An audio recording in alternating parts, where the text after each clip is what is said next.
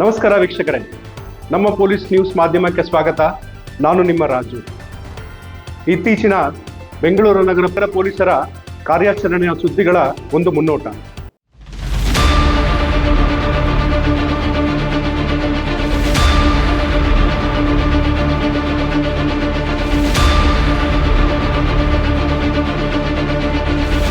CCB ಮಾದಕ ದ್ರವ್ಯ ನಿಗ್ರಹ ದಳದಿಂದ ಯಶಸ್ವಿ ಕಾರ್ಯಾಚರಣೆ. ಬರೋಬ್ಬರಿ 5.3 ಕೋಟಿ ಡ್ರಗ್ಸ್ ಸೀಸ್.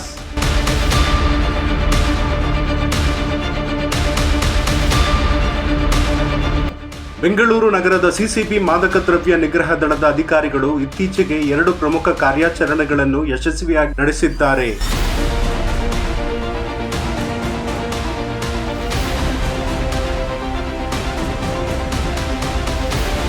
ಎರಡು ತುಂಬ ಇಂಪಾರ್ಟೆಂಟ್ MDMA ಮತ್ತು ಹೈಡ್ರೋ ಗಾಂಜಾ ಒಟ್ಟು 5.5 ಕೋಟಿದು ರಿಕವರಿ ಮಾಡಿದ್ದಾರೆ ಅವರು.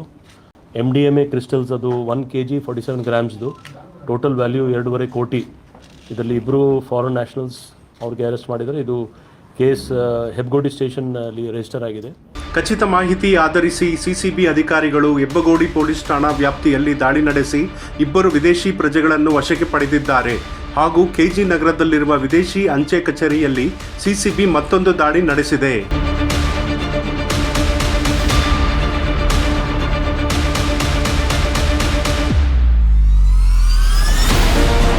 ಈ 2 ಪ್ರಕರಣಗಳಿಂದ CCB 1 kg 47 gram MDMA crystal, 3 kg hydrogen ಮತ್ತು 42,000 ನಗದು ವಶಪಡಿಸಿಕೊಂಡಿರುತ್ತಾರೆ.